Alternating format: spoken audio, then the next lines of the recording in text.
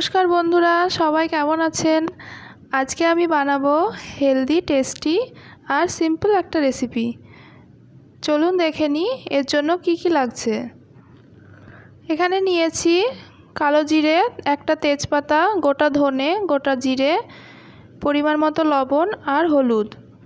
আর লম্বা করে কেটে নিয়েছি বেগুন আর আলু, একটা মিডিয়াম সাইজের পেঁয়াজ আর টমেটো কুচি, 3টে কাঁচা লঙ্কা আর 2 টুকরো আদা।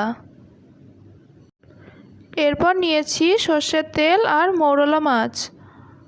মাছগুলো আমি ভালো করে পরিষ্কার করে ধুয়ে নিয়েছি। প্রথমে গ্যাসটা অন করে কড়াটা গরম হতে দিলাম। ততক্ষণ আমি মাছগুলোতে লবণ আর হলুদ মাখিয়ে নেব। নিচ্ছি মাছ, এবার দিচ্ছি একটু লবণ আর দিচ্ছি একটু হলুদ দিয়ে ভালো করে মাখিয়ে নিচ্ছি, যাতে মাছের সাথে লবণ আর হলুদটা ভালোভাবে মিশে যায়।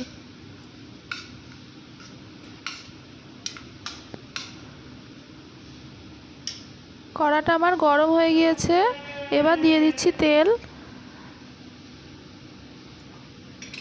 তেলটা একটু বেশি দেব যাতে মাছগুলো ভালোভাবে ভাজা হয়। তেলটা গরম হয়ে গিয়েছে, এবার মাছগুলো দিয়ে দিচ্ছি, দিয়ে সুন্দর করে ভেজে নেব মাছগুলো।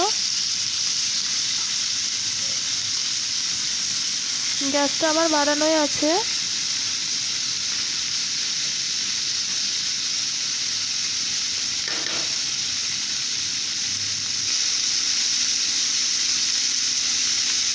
এক পিঠ ভাজা হয়ে গিয়েছে, উল্টিয়ে দিচ্ছি আর এক পিঠ।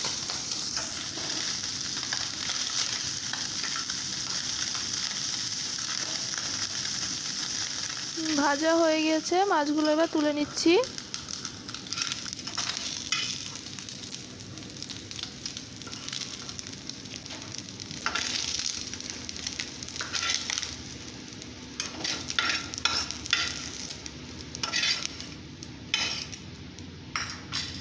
এবার ওই কড়াতেই আমি তেল দিচ্ছি, 2 টেবিল চামচ তেল দিলাম।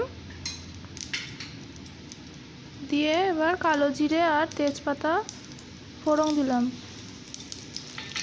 দিয়ে ওটাকে একটু ভেজে নেব।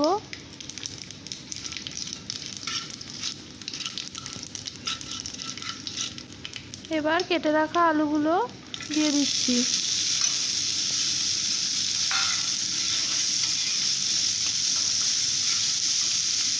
এর সাথে দেব স্বাদ মতো লবণ আর দিলাম হলুদ।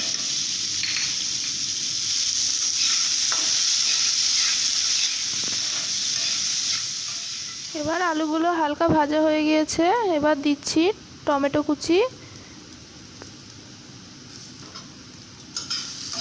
এটাকে একটু নেড়ে চেড়ে দিয়ে দেবো পেঁয়াজ কুচি।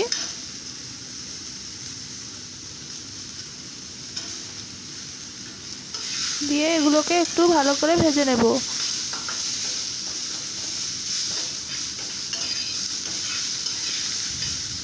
ততক্ষণে আমি মশলাটা করে নেব। নিয়ে নিচ্ছি গোটা জিরে, নিচ্ছি গোটা ধনে, আর নিচ্ছি কাঁচা লঙ্কা আর আদার টুকরো।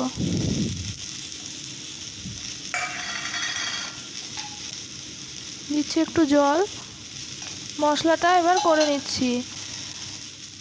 এদিকে আমার আলুগুলো ভাজা হয়ে গিয়েছে, দিলাম বেগুনের টুকরোগুলো, দিয়ে এটাকে আরেকটু ভেজে নিব।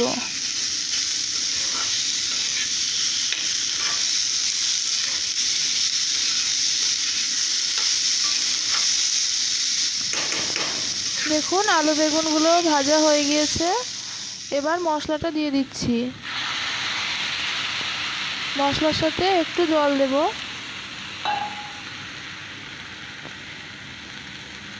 দিয়ে মশলাটা ভালোভাবে কষিয়ে নেব।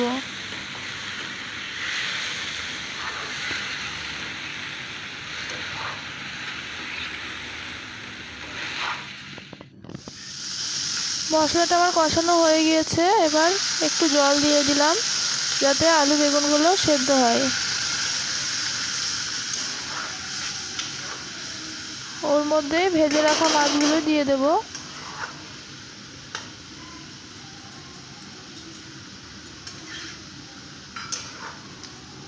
দিয়ে ভালোভাবে নেড়ে চেড়ে ঢেকে দেব 5 মিনিটের জন্য।